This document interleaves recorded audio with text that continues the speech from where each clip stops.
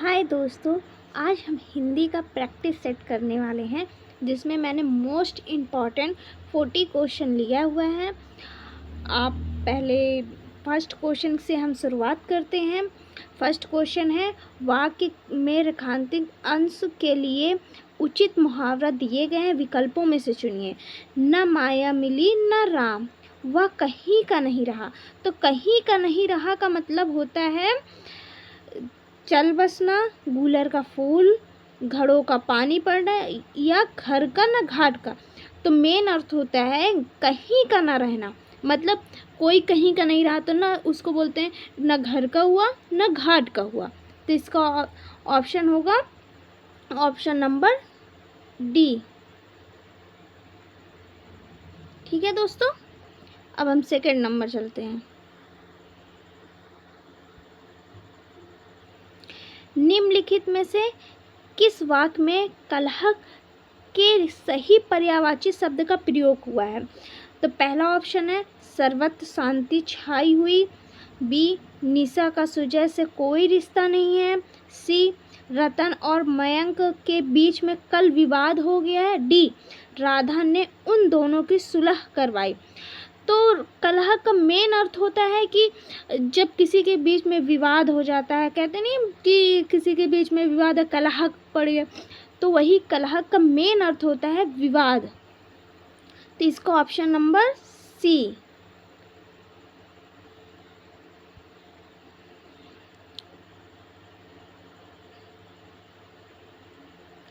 और फिर निम्नलिखित में से किस वाक्य में अग्रज के सही विलोम का उपयोग हुआ है? मेरा पहला ए, मेरा मोहन मेरा अनुज है, मोहन मेरा अनुज है, मोहन मेरा अनुज है, मोहन मेरा अनुज है। तो अनुज का मतलब होता है छोटा, अग्रज का मतलब होता है बड़ा। तो अग्रज मतलब बड़ा होता है, तो विलोम पूछा है तो हम इसका आंसर लगाएंगे छोटा। तो इसका आंसर होगा ऑप्शन नंबर डी।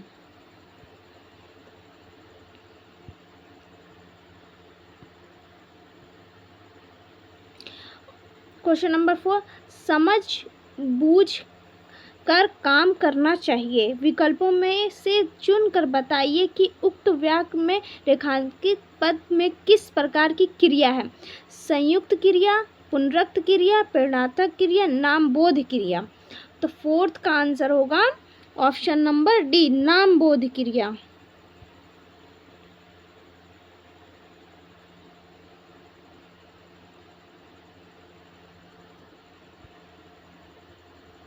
निम्नलिखित में से रेखांकित खंड के स्थान पर प्रयुक्त होने वाले सबसे उपयुक्त विकल्प का चयन कीजिए। विनय के पुस्तक पढ़ी, तो यहाँ के स्थान पे हम क्या रखेंगे कि सही सेंटेंस बैठ जाए? तो हम इसमें लिखेंगे विनय ने पुस्तक पढ़ी, विनय से पुस्तक पढ़ी, विनय में पुस्तक पढ़ी, विनय को पुस्तक। तो सबसे उपयुक्त आंसर होगा विनय ने पुस्तक पढ़ी। ठीक है दोस्तों, आगे चलते हैं। यथासंभव के लिए कौन सा वाक्यांश उपयुक्त होगा? यथासंभव, यथासंभव का अर्थ यथारूप, संभवतः, संभव हो, जहाँ तक हो सके। यथासंभव का अर्थ होता है जहाँ तक हो सके।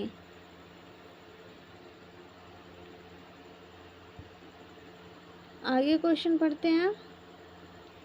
दिए गए शब्दों में से उचित शब्द के वाक्य पूर्ण करें। महासागरों ने कई जगह कूड़े के दिखाई देते हैं, क्या डैश में क्या भरे? अंबार दिखाई, अंबार सारी, या अंबार, या अंबारे। तो महासागरों में कई जगह कूड़े के अंबार दिखाई देते हैं। ठीक है दोस्तों, अब आगे चलते हैं। निम्नलिखित वाक्य के किस शब्द में अशुद्धि है? हमें इसमें अशुद्धि पहचानना है। प्रत्येक छोटी मोटी विशेषता को देखनी चाहिए, तो देखनी गलत है, हमें यहाँ ये देखनी गलत लिखा हुआ है। तो हमें अशुद्धि पहचानना था, तो इसका ऑप्शन ए होगा।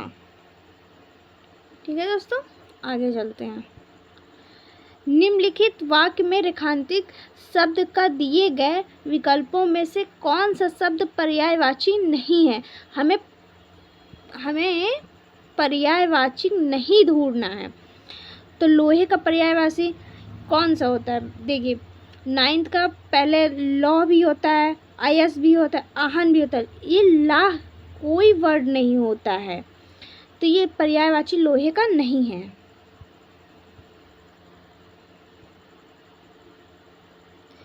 इसमें है निम्नलिखित वाक्य में रेखांकित शब्द समूह के लिए सर्वाधिक उपयुक्त विकल्प चुनें। तुम्हारा अपराध क्षमा किए जाने योग्य है। तो जो भी अपराध क्षमा किए जाने योग्य होता है उसे सक्षम, गलत कहते, असक्षम कहते, सक्षम कहते, अशोभनीय कहते हैं। तो जो क्षमा करने के योग्य होता है उसे सक्षम कहते हैं।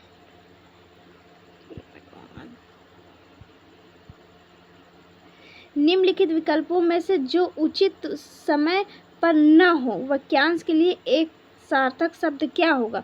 जो उचित समय पर न हो उसे काल्पनिक, सामायिक, असामायिक या कल्पनाजय।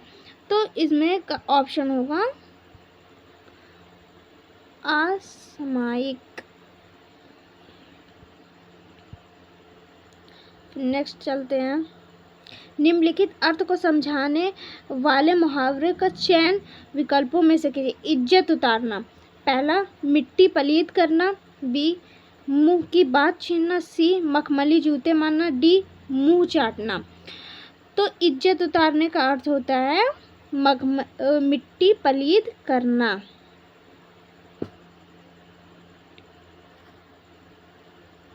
निम्नलिखित वाक्यांश के लिए सार्थक शब्द का चयन विकल्पों में से कीजिए। जिस घटना को वचन से व्यक्त न किया जा सके उसे क्या कहते? पहला ए अविस्मरणीय, बी अतुलनीय, सी अनिर्वचनीय, डी अनुकरणीय। तो इसका आंसर होगा आंसर नंबर सी, अनिर्वचनीय, जो जिस घटना को वचन से व्यक्त न किया जा सके।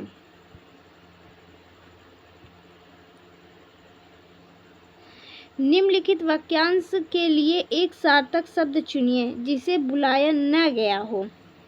जिसे बुलाया न गया हो उसे अमांत, अगामी, अदेय, अनहूत। जिसे बुलाया न गया हो उसे अनहूत कहते हैं।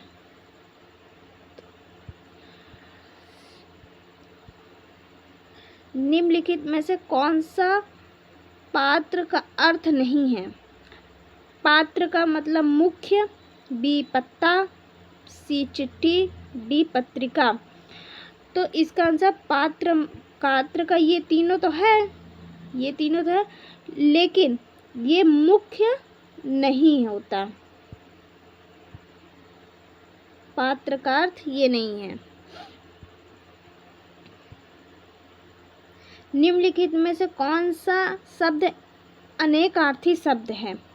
पहला अंक, बी दोस्त, सी परिवार, डी कबूतर। तो अनेकार्थी शब्द है अंक।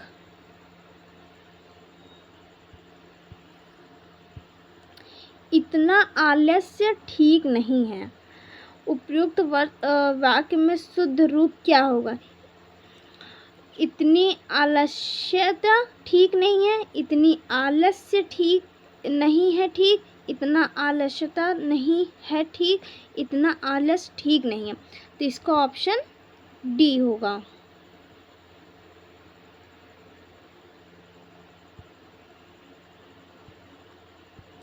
निर्धन बालिका भूख से डैश थी। उपयुक्त वाक्य में रिक्त स्थान की पूर्ति उचित शब्द के चयन कीजिए। पहला है आतुर, आकुल, व्याकुल या हाकलन। तो निर्धन बालिका भूख से व्याकुल थी।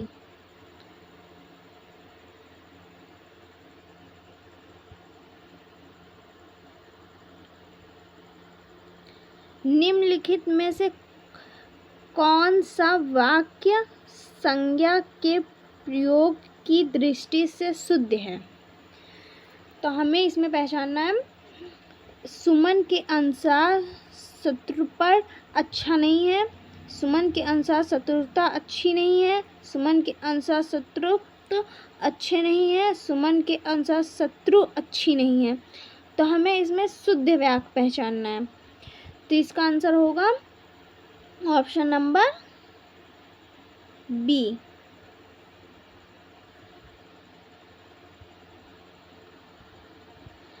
बीसवा, प्रशंसनीय का विलोम क्या होगा? प्रशंसनीय का विलोम क्या होगा?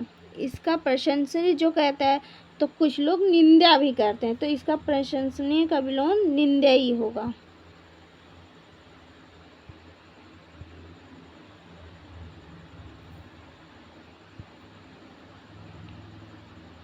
जो पहरा देता है वाक्यांश के लिए सार्थक शब्द क्या होगा? सेवक, प्रहरी, प्रत्यागत या रक्षक? जो पहरा देता है उसके लिए प्रहरी।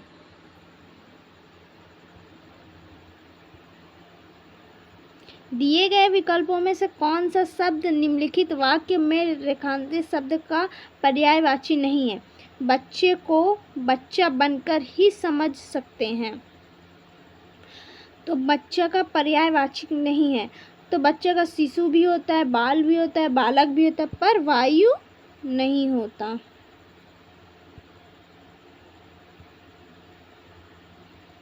निम्नलिखित वाक्य के रेखांकित रिक्त स्थान में सबसे उपयुक्त मुहावरा क्या होगा?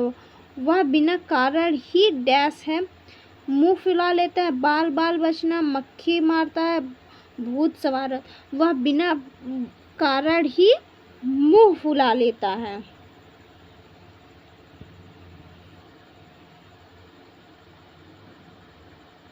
मिश्र वाक्य, जब तुम मेरे घर आए थे तब 4 बजा था। निम्नलिखित विकल्पों में से इस वाक्य के लिए कौन सा एक उचित सरल वाक्य होगा? फर्स्ट, घर आए तुम 4 बजे थे। बी, घर 4 बजे तुम मेरे आए थे। सी, 4 बजा जब तुम मेरे घर आए थे तब था। या डी, तुम 4 बजे मेरे घर आए थे। तो 24 का सबसे अच्छा आंसर ये डी होगा, तुम 4 बजे मेरे घर आए थे। निम्नलिखित वाक्य के रिक्त स्थान में सबसे उपयुक्त मुहावरा क्या होगा? जेठ की गर्मी डैश जैसी होती है, ठंडी जैसी, अंगार बरसने जैसी, या अंधकार जैसी, या सर्दी जैसी? जेठ की गर्मी अंगार बरसने जैसी होती है। निम्नलिखित वाक्यांश के लिए सार्थक शब्द का चयन विकल्पों में से कीजिए जिसके पार देखा जा सके। पारभाषक, बी पारमासक, सी पारदर्शन, डी पारदर्शक। तो जिसके पार देखा जा सके उसे पारदर्शक कहते हैं। निम्नलिखित में से कौन सा वाक्य करण कारक का उदाहरण नहीं है? तो करण कारक का उदाहरण ए, वह कलम से पत्र लिख रही थी। बी, सब ही भाग्य को रोते हैं। सी, बच्चे गेंद से खेल रहे हैं। डी, मैंने लाठी से सांप मारा। तो करण कारक उदाहरण नहीं है, तो ये बी, सब ही भाग्य को रोते हैं। भगवान इंद्र स्वर्ग के राजा हैं। उपरोक्त वाक्य में प्रयुक्त इंद्र शब्द का पर्याय निम्नलिखित में से क्या है? इंद्र का होता है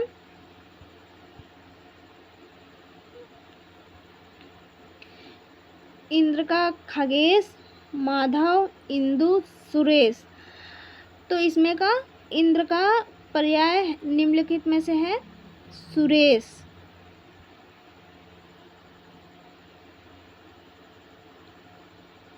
निम्नलिखित में से पट का अर्थ क्या नहीं होता?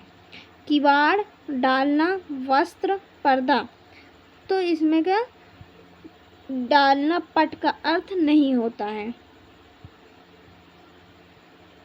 निम्नलिखित नीचे दिए गए शब्द के लिए उचित वाक्यांश दिए गए विकल्पों में से चुनिए। अभूतपूर्व।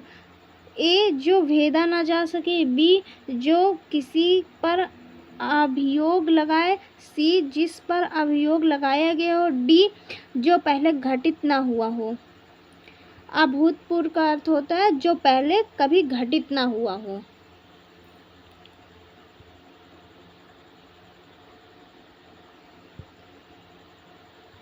नीचे दिए गए वाक्यांश के लिए एक शब्द होगा जिस पेड़ के पत्ते झड़ गए हो। ए, प्रणाल। बी, अंधेर। सी, अपड़। डी, सूखा। जिस पत्ते के पेड़ झड़ गए हो उसे अपड़ कहते हैं। निम्नलिखित वाक्य के रिक्त स्थान में सबसे उपयुक्त मुहावरा क्या होगा? अध्यापक को देखते ही वह डैश गया। भीगी बिल्ली बन गया। बी, बाजी मार। सी, मुंहतोड़ जवाब देना। डी, पहाड़ टूटना। अध्यापक को देखते ही वह भीगी बिल्ली बन गया।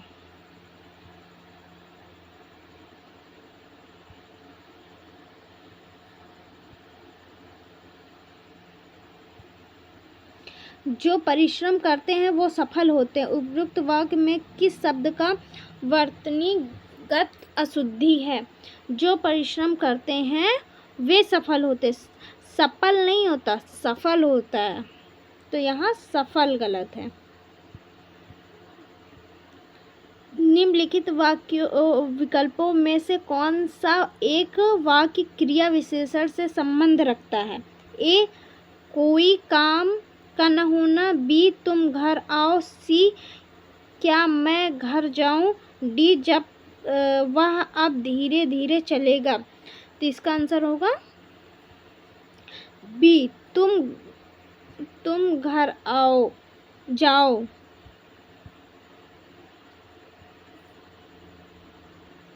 निम्नलिखित मुहावरे के उचित अर्थ का चयन कीजिए। अपना किया पाना। ए, कम काम करना। बी, अपनी वस्तु पाना। सी, कर्म का फल भुगतना। डी, कुछ न करना। तो इसका आंसर होगा सी, कर्म का फल भुगतना, अपना किया पाना।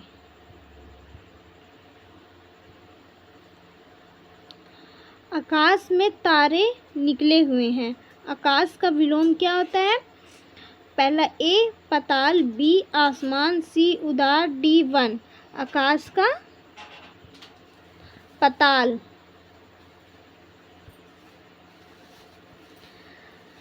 38 क्वेश्चन। निम्नलिखित वाक्य में निम्नलिखित शब्दों को विकल्पों में दिए गए शब्द में से उचित शब्द में बदलें। राम की वाणी से परशुराम का अहंकार काफूर हो गया। अहंकार का उचित शब्द क्या होगा? धनुष, दंश, अभियान या दर्प। तो राम की वाणी से परशुराम का दर्प मतलब होता है घमंड या कुछ अहंकार, ये काफूर हो गया। 29 मिश्र वाक्य। जब मैंने तुम्हें देखा तुम रूढ़ावस्था में थे। निम्नलिखित विकल्पों में से इस वाक्य के लिए कौन सा एक उचित सरल वाक्य? जब मैंने तुम्हें देखा तुम रूढ़ावस्था में थे। बी, मैंने तुम्हें रूढ़ावस्था में देखा। सी, रूढ़ावस्था में जब तुमने देखा था। तुम रूढ़ावस्था में जब मैंने तुम्हें देखा था। तो इसका आंसर होगा जब मैंने तुम्हें रूढ़ावस्था में देखा था। इसका answer number B. Munshi Premchand द्वारा लिखित कहानियाँ अद्वितीय है। वाक्य में अद्वितीय शब्द का अर्थ होता है जिसकी किसी से समानता न की जा सके, जो किसी के समान न हो, जिसके समान कोई दूसरा न हो।